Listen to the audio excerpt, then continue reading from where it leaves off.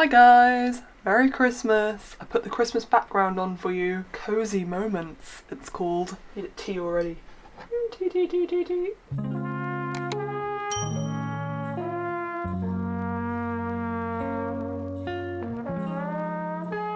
So today's video I'm going to be carrying out the MBTI Myers-Briggs Type Indicator test. You may be thinking, that's nothing to do with autism or astrology. You would be correct. As part of my autism, I love categorizing. I love personality tests a lot, and that's pretty evident in my love of astrology. All of this to say that today I'm going to be taking this test for perhaps the 10,000th time and seeing if I get a different result, because I always seem to get the same one. And anyone else who is interested in personality tests or a bit bored over the Christmas holidays can watch this video and we can chill out. Okie dokie. So this is on 16personalities.com. Pretty sure there's other ways of taking this test, but this is the one that always comes up first and the one that I've taken the most. So that's what we're going to be doing today. Enjoy. You regularly make new friends. See, I like meeting new people, but I don't particularly keep up with them. I'm gonna do a video about autism and friendships in the future. Do I regularly make new friends? What's a friend? But I would say if I want to meet new people, yes. If I want to make new friends, I would say slightly disagree. You spend a lot of your free time exploring various random topics that pique your interest. Yes. Seeing other people cry can easily make you feel like you want to cry too. Yes. If someone else is crying, I pick up on their emotions immediately. Or any other emotion, to be honest. I'm a very emotion person. I feel the vibe in a room really quickly, but the problem with having autism is that you don't always know what the vibe is. So you kind of get this conflicted emotion inside you and you don't know where it's coming from or like how to handle it. It sucks. You often make a backup plan for a backup plan. No, I don't. I mean, I plan when I go on like holiday and stuff, but I don't have a backup plan if things go wrong. I kind of just have a list of things that I want to do, and then if something doesn't work, I'll just go to a different one, but I don't mind improvising. You usually stay calm, even under a lot of pressure. That is incorrect. Any slight hint of pressure, and I crumble. So, fun. At social events, you rarely try to introduce yourself to new people and mostly talk to the ones you already know. This quiz obviously existed in a time before the COVIDs. I think I would just talk to the people I know, to be honest, but like not massively. Like if someone's looking at left out, I like talk to them because I know how that feels. You prefer to completely finish one project before starting another. Oh boy, this is not ADHD friendly. Complete disagree. I think I have about 100 projects on the go at any one time and I just literally do what I feel like doing. Bonus points if you've already guessed what my type is. You are very sentimental. What does sentimental mean? That means like you love lovey-dovey stuff, right? And you're like attached to things from your past, I suppose. I would say yes, but like not strongly yes, so I would say like a solid middle there. You like to use organising tools like schedules and lists. Yes, I do, but do I stick to those schedules and lists? Hell nah! I do like to use them, but I don't use them very well, so I would say slightly disagree. Even a small mistake can cause you to doubt your overall abilities and knowledge. That is like the story of my life. If someone corrects me on something, I'm like, well, that's my Leo moon gone for a strop. You feel comfortable just walking up to someone you find interesting and striking up a conversation. Hell nah. If I saw someone that looked interesting, I would try and observe them. Wow, that sounds creepy. Wow, they're an interesting person, but I would never go up and say hello because I'd be like, they have their own life, they probably don't want to talk to me. You're not too interested in discussing various interpretations and analyses of creative works. Not too interested, disagree, that's like my favourite thing ever. Anything to do with art, anything to do with analysis, amazing. Next. You are more inclined to follow your head than your heart. I mean, to be honest, I don't sometimes think I have a head, I think I only have a heart, which is a big problem. You usually prefer just doing what you feel like at any given moment instead of planning a particular daily routine. I do plan sometimes, very roughly speaking, my routine. God, I just had a flashback to like a talk I had with my IB head tutor. I did the IB. It was strange. For those that don't know what that is, it's the International Baccalaureate. It's like an alternative to A-levels. I had a talk with my very organised head tutor of the IB and was like, oh yeah, just kind of like write the essay when I feel like writing it, and I literally looked at him and his face was not impressed, and he was like, you need to have a timetable. This was before I was diagnosed with ADHD and I was like, but timetables don't help me. You rarely worry about whether you make a good impression on people you meet. That is entirely incorrect. I overthink everything I've ever said ever, and if I meet someone new or anyone, I am just like, man, I'm cringe. You enjoy participating in group activities. Hell to the no! When they used to do that at school, I would be so upset. You like books and movies that make you come up with your own interpretation of the ending. Do I really do that? Not really. I only really imagine the endings of my own stories. I recently watched the very harrowing but very, very good I May Destroy You. Yes, I am late to the party. The last episode doesn't really tell you what happened, and it really annoyed me, and I was like, why can't you just tell me what happened? So I'm gonna say a mild disagree for that one. Your happiness comes more from helping others accomplish things than your own accomplishments. Mild no, although I don't mind helping people do stuff, but I get more satisfaction from my own stuff. You are interested in so many things that you find it difficult to choose what to try next. Hell to the yeah. I'm sorry I said hell so much in this video, I don't know what's going on. You are prone to worrying that things will take a turn for the worse. I'm laughing because that should be my, like, Twitter bio or something. You avoid leadership roles in group settings. Yes. Everyone just do what they want, and then as long as you're not hurting anyone, that's cool. You are definitely not an artistic type of person. I definitely am, quiz. You think the world would be a better place if people relied more on rationality and less on their feelings. Okay, I don't know, really. I think a bit of both would be great. But I also think feelings are good, so I'm going to disagree. You prefer to do your chores before allowing yourself to relax. Middle disagree, because I literally just like do everything I want to do first. I don't want to do chores. You enjoy watching people argue. I hate it. It makes me feel so uncomfortable. You tend to avoid drawing attention to yourself. I would say yes. Sometimes I like to wear something that's a bit different, and I'm like, I like my outfit, but I'd never be like, I want people to look at me. Slight backstory, I was very tall in school, so I just stood out like a sore thumb, and I think that's possibly why I don't like standing out too much. Obviously everyone caught up with me eventually, but in year 7 I was literally a head taller than everyone, and I stood out like a sore thumb with my bright red hair, so basically, no thanks. Your mood can change very quickly.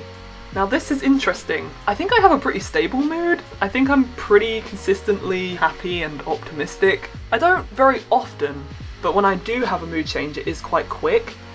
I don't know how to answer this. I'm gonna say a slight agree because that's what it's saying, quickly. It'd be interesting if I don't have the same result that I always get. You lose patience with people who are not as efficient as you. Not really. I mean, people have different levels of capability, so I would say I do get annoyed if people are like doing stuff that's really convoluted in a really convoluted way, and I'm like, this is literally a much easier way that would help you, so I'm gonna say a middle. You often end up doing things at the last possible moment. I'm getting much better at this, and it's definitely a skill.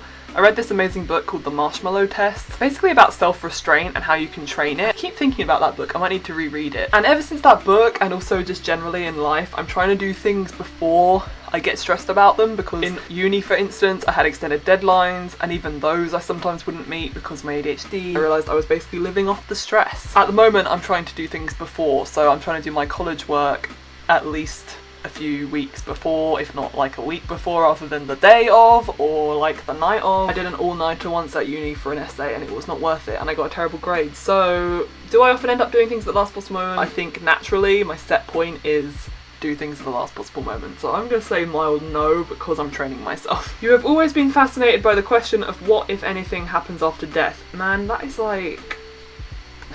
that was 10-year-old me's like biggest fear. You usually prefer to be around others rather than on your own. Now this is the big one. When I'm on my own, I overthink, and I'm quite productive, and I like to like create things, but I'm not that happy. I've realised when I'm with my boyfriend or my best friend, or even like at work when I'm around people, I kind of like it more because I'm not thinking my own worries. Thanks blah. If you want to learn more about the blah, check out this video. How do I answer this? I don't know, because I usually prefer to be on my own, but then it's not good for me and my mental health, ultimately. My preferred place at a party, whatever that is, you know, in post-COVID world, is to sit kind of in a corner by myself or just not talk to anyone, so I changed it to middle disagree. You become bored or lose interest when the discussion gets highly theoretical. Honestly, I kind of like that. I think it's quite interesting. Do I become bored or lose interest? The answer is middle no, although sometimes I do get a bit like, I'm not in the mood for this, I'd rather just talk about memes or something. You find it easy to empathise with a person whose experiences are very different from yours? Yes. I love reading books from really different sorts of authors because it really puts me in their head and makes me realise what they experience. It can be, you know, a bit draining because it's an empathy thing. You usually postpone, this is my knee, hello. Hello, knee. You usually postpone finalising decisions for as long as possible. Yes. Honestly, what is the decision? Man, I don't know. You rarely second guess the choices that you have made. Disagree. That is the SONL. After a long and exhausting week, a lively social event is just what you need. That is the biggest disagree I've ever clicked on in my life. You enjoy going to art museums. I love museums. Support your museums. Give them donations, people. They need them. You often have a hard time understanding other people's feelings. Although, I'm gonna put middle because if someone's upset and they won't explain why and it makes me upset, I then get annoyed. You like to have a to-do list for each day. Not for each day, more for like the week, so I'm gonna put a mild disagree. You rarely feel insecure. What? Take a shot of water or green tea or something every time that I say story of my life because that is gonna be the case. You avoid making phone calls. Yeah. Does anyone else do that thing where, I mean, it's probably quite a human thing. You'll say something you hate and you cringe at yourself and like the person doesn't know because they're on the other end of the phone, but you're just going, yeah, that's me. You often spend a lot of time trying to understand views that are very different from your own. Yeah, I would say that. I don't necessarily want to talk to that person, but I want to think about them, and I spend a lot of time trying to understand them, so, but not with the person. Does that make sense? I don't know. In your social circle, you're often the one who contacts your friends and initiates activities. I would say I have lots of ideas for activities, and sometimes I organise them, but mostly not. I would say a middle, because sometimes I've initiated, I think. No, I'm going to do a mildly disagree. If your plans are interrupted, your top priority is to get back on track as soon as possible. Kind of, yeah. Like, if something happens in my routine and I'm like, this isn't my routine, I will try and like get it back to how it was before the routine got disrupted. So I would say a mildly agree there. No, I'm going to do a middle. I'm going to do a middle agree there. You're still bothered by mistakes that you made a long time ago. Who isn't?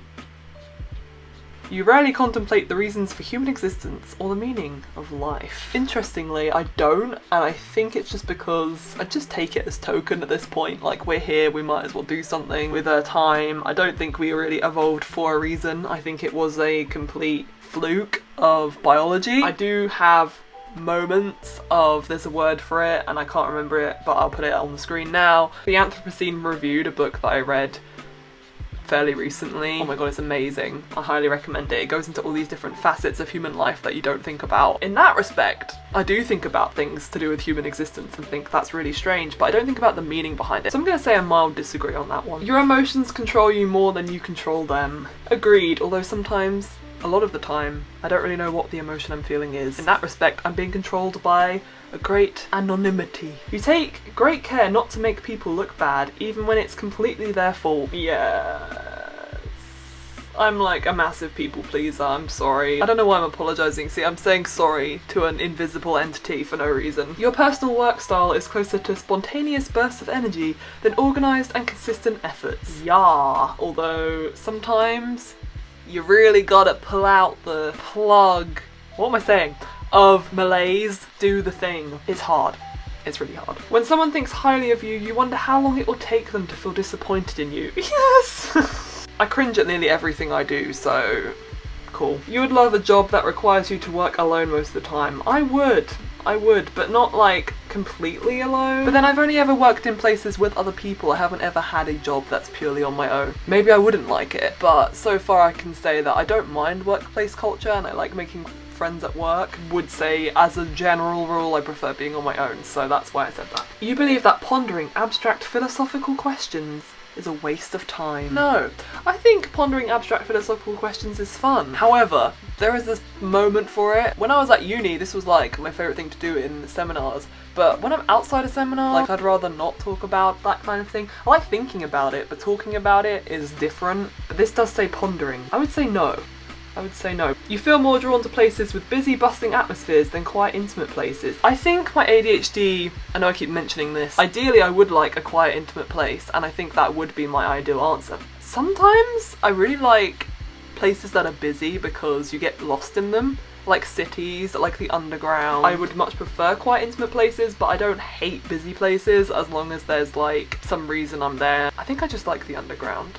You know at first glance how someone is feeling. It's not the way someone looks, it's the feeling I pick up. There's a fun quiz part of the autism test that I did when I got diagnosed, and she showed me pictures of different faces, and it was like a sad person or like an angry person, but she didn't tell me what they were, and she said, can you like tell me what these emotions are? The happy was easy, it's like smiley face, whatever. But then when she got onto the ones that were like confusion, worry, disgust, I honestly couldn't tell them apart, and I was like, I don't really know what these are. I've seen a few autistic YouTubers doing the AQ test or the autism test or whatever. I am tempted to do it myself, maybe in the format like this in the future. Stay tuned. You often feel overwhelmed. Yee. You complete things methodically without skipping over any steps. You know lateral flow tests have a specific order of steps. Number 1, there's way too many steps in the NHS booklet. It actually makes it more confusing. Number 2, it made me more confused following the instructions than just doing it. So I would say no. You are very intrigued by things labelled as controversial. This is a strange one. I'm guessing this is appealing to like the contrarians and people that like to cause arguments and types that might do that. I would say yeah, too much of that would drain me. You would pass along a good opportunity if you thought someone else needed it more. No. Listen, okay, I work hard, I think, and if someone else has done well, good for them, but I want that credit. You struggle with deadlines, yeah. You feel confident, ooh, I think this is the last question. You feel confident that things will work out for you. Aw, that's a weirdly optimistic one to land on. I would say yeah. I'm a very optimistic person, sometimes naively so. Oh my god, what a surprise! Ah! It's not. I literally get this every time I do it. Oh, if you're wondering why she looks weird, your personality type is a mediator, INFP turbulent. That is not a surprise. I get that basically every time I've taken this quiz. I once got INFJ and I don't know what I did to get that. The first thing underneath says feeling a little overwhelmed question mark. They clearly know an INFP. I mean, it probably says that anyway, but that is quite funny. That's me with flowers and butterflies. Oh, so cute. Although they may seem quiet or unassuming, mediators have vibrant, passionate inner lives. They're creative and imaginative and happily lose themselves in daydreams, inventing all sorts of stories and conversations in their minds. Do you know how many conversations I have just pacing around my house? My family are so used to it they probably don't notice, but I once caught myself doing it and I just thought, this is not a real conversation. These personalities are known for their sensitivity. Mediators can have profound emotional responses to music, art, nature, and the people around them. The number of times I've cried at just waterfalls, or like nature in general. Nature's so beautiful. Mediators long for deep, soulful relationships, and they feel called to help others. But because this personality type makes up such a small portion of the population, they may sometimes feel lonely or invisible, adrift in a world that doesn't seem to appreciate the traits that make them unique. Wow, thanks website. And I think down the bottom they have the celebrities. Yeah, they have celebrities. Got William Shakespeare. I don't know how they managed to type William Shakespeare considering he lived 500 years ago. Björk! I love Björk. She's really cool. Alicia Keys. I did not know Alicia Keys was a INFP, but I've also just realised her name is Alicia Keys and she's carrying a keyboard. I don't know why that's so funny to me, but it is. Tom Hiddleston, William Wordsworth, oh yeah, he wrote about nature and stuff. Got Johnny Depp, great. Got Frodo Baggins, Sam Arwen. Arwen kind of annoys me. I feel like she's almost like an INFP stereotype. Fox Mulder from X-Files, never seen the X-Files, I know. Tragedy. Sick, horrific. Let's go to strengths and weaknesses. This is where I get seen. Empathetic, generous, open-minded, creative, passionate, and idealistic. I would say that is accurate. My weaknesses are unrealistic. Nothing in this world is perfect, and that can be a difficult truth for mediators to accept. People with this personality type can be hopeless romantics with rose-coloured visions of what their lives should be like. Man, I feel so seen. I'm invisible. Does that make sense? Transparent? I don't know. Mediators long to connect with others, but they don't always know how. Especially in new environments, mediators may be reluctant to put themselves out there in ways that would help them make new friends. Emotionally vulnerable, yup. Desperate to please, yup. Self-critical. Mediators believe in their unique potential. And that was a trumpet. They may think of themselves as being useless, selfish, or woefully inadequate, Romantic relationship. INFPs are dreamers and idealists, especially when it comes to romance. People with this personality type believe in the power and beauty of true love. They may have spent years daydreaming about the perfect relationship, imagining how it'd feel to share their innermost selves with another person. Question: if they want to be in a relationship, will they have to compromise on their ideals? My answer to this is basically just find someone else who is a hopeless romantic like my boyfriend, and then you're set. Mediators pride themselves on their ability to look past a potential partner's superficial traits such as appearance, social status or possessions and focus on deeper, more meaningful signals of compatibility. Now that is true. I don't think I've ever considered someone's social status or class or possessions or money or anything when I want to be with someone. It's like their personality. Parenthood, what about the little me's? The little me's. As parents, we aim to be warm, caring and open-minded. People with this personality type delight in their children's wide-eyed wonder at the world. That's cute. I like that.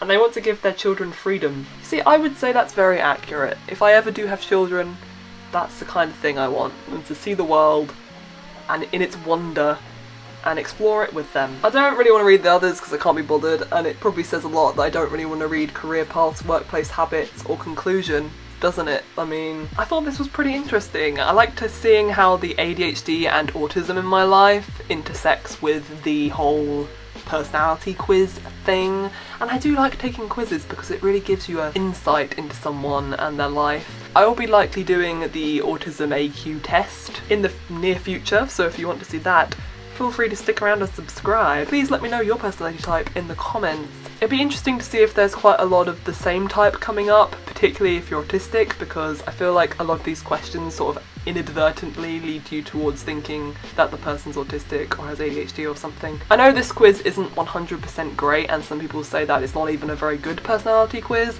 but I thought I would just take it because I really like it and I spend a lot of hours scrolling through personalitydatabase.com. Every time I watch a new TV show, I'm like, I want to know what that character's personality type is, and I try and type them and I always get it wrong because I'm like a semi-newbie at this. Please like and subscribe to the channel. I'm trying to reach 1,000 subscribers. Oh my god, I hit 400 like the other day. That's crazy. Thank you guys so much. You're awesome. Please have a nice life. My name is Neve, and this is my channel. If you want to watch any other videos involving my face, there's some videos here. Bye! Chestnuts roasting on open fire. Something else, I don't know this song. We